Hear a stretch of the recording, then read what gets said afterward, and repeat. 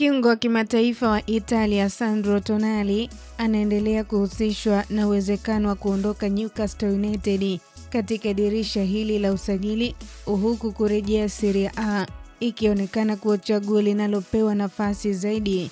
Hata hivyo, kuchelewa kwa mazungumzo kutoka katika klabu za Italia kunaweza kufungua mlango kwa ofa kutoka Ligi Kuu England, ambapo Manchester United inaongoza katika orodha ya klabu zinazomfuatilia, huku Manchester City na Arsenal the Gunners nazo zikitajwa kuwa na nia ya kumsajili.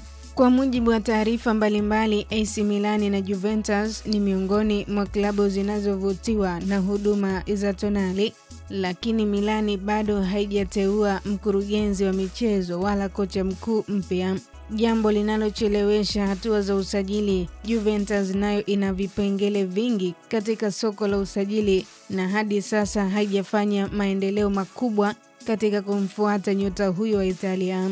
Newcastle United wanafahamu kuwa Tonali yuko tayari kutafuta changamoto mpya, lakini wangependelea kumuona akihamia nje ya England badala ya kujiunga na wapinzani wa ndani. Hali hiyo inafanya mazungumzo ya klabu za Premier League kuwa magumu zaidi. Licha ya kuwepo kwa hamu kutoka kwa baadhi ya vigogo wa ligi hiyo, Manchester United imemweka Tonali kwenye orodha ya viungo wanaowalenga msimu huu, huku ikipanga kufanya usajili wa viungo watatu. Hata hivyo, United inaaminika kuwa tayari kutoa kiasi kisichozidi pauni milioni 70 kwa ajili ya mchezaji huyo, wakati Newcastle United wanamthamini kwa takribani pauni milioni 100.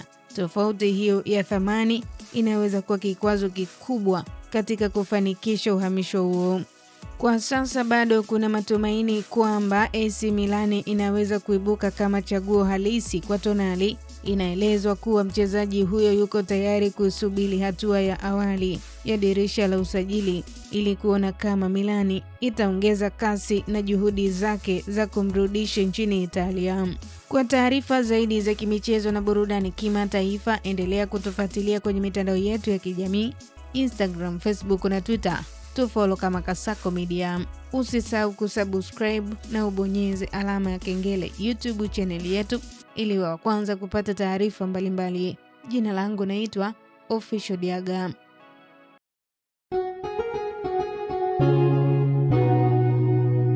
Kasako Media, tunaangazia maisha, tunaandika kesho.